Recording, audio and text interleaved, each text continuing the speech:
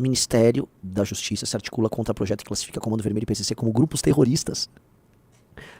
O Ministério da Justiça do Lewandowski, ele está se articulando politicamente para barrar um projeto que trata as duas facções terroristas que mais danos geram não só a vida do brasileiro, mas a economia brasileira, que chama-se PCC e Comando Vermelho, como entidades normais, tudo menos um grupo terrorista. Até porque o terror que eles causam, vamos dizer, é de outra natureza, é um terror, tá na subjetividade de quem vê, é ou não é?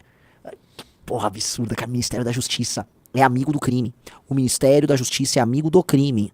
É o mesmo Ministério da Justiça que recebeu visita, tá, da dama do tráfico e dos lobistas ligados a ONGs de direitos humanos que defendiam na prática o interesse do Comando Vermelho e do PCC. Tá? Ministro Ricardo Lewandowski, hein?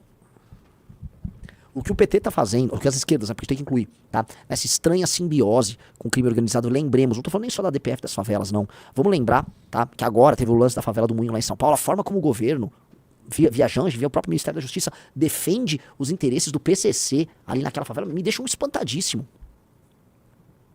Pelo amor de Deus, cara. Pelo amor de Deus. E aí vai falar que esses grupos não se qualificam como entidades terroristas, não reconhecem a autoridade do Estado, cometem crimes e violam recorrentemente os direitos humanos, fazem ocupação territorial e estabelecem a própria lei nessa ocupação territorial, e adivinha, a lei deles não traz dentro de si direitos humanos e todo aquele besteiro, né? Mata, aterroriza, rouba, trafica. Eles são, por excelência, organizações terroristas. Eles fazem terror com a população. Recentemente, vamos lembrar, o Comando Vermelho, membros do Comando Vermelho, andando pela orla lá do Rio de Janeiro, resolveram atirar contra pessoas numa mesa. Porque sim. Eles metralharam pessoas numa mesa de bar, porque sim. Dentre eles, acho que um parente da Samia Bonfim, vereadora do PSOL. Depois, mostrando que são uma organização terrorista, os comandantes do Comando Vermelho viram, puta, fizeram merda, vamos mandar assassinar esses nossos assassinos. E aí os caras que basicamente cometeram esse crime foram encontrados metralhados dentro de um carro. Que legal, hein? Que legal.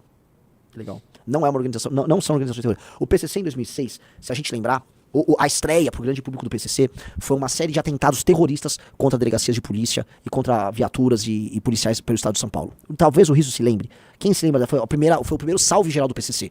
Para mostrar que eles queriam se posicionar em negociação com o governo do estado de São Paulo, eles foram para cima das polícias. E eles explodiram delegacia. Quem se lembra disso? Digite 1. Talvez o Riso ache até matérias na imprensa. Eu lembro, deram o toque de recolher. As pessoas, não sai de casa com o PCC. Quem é PCC? Quem são esses caras? Organizaram, assim, ataques terroristas. Atos de violência organizados no Brasil em 2006. Iniciada na noite de 12 de maio de 2006, uma sexta-feira, a onda de atentados contra forças de segurança e alguns alvos civis com origem do estado de São Paulo, por ordem do grupo criminoso conhecido como PCC. No dia 14, o ataque já havia se espalhado por outros estados do Brasil, como Espírito Santo, Paraná, Mato Grosso do Sul, Minas Gerais e Bahia.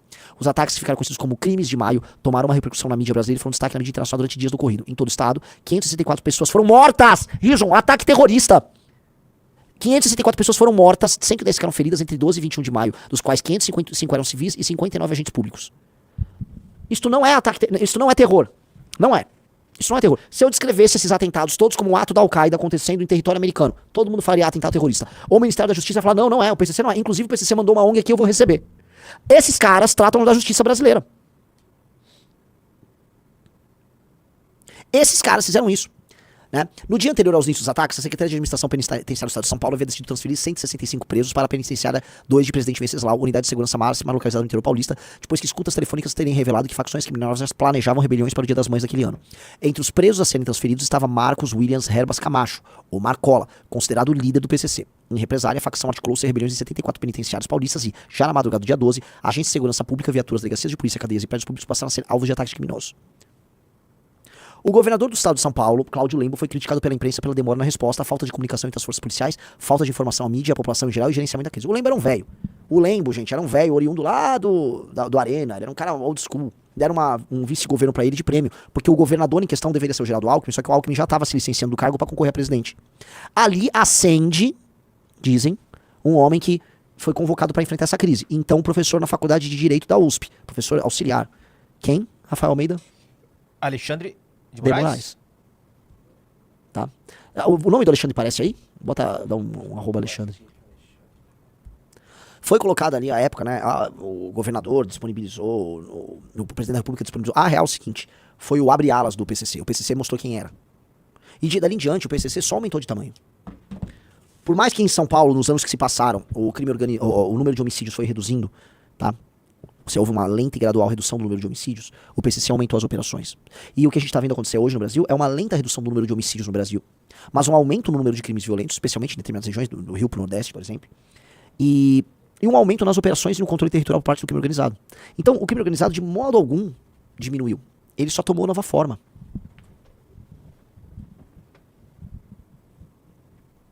Entendeu?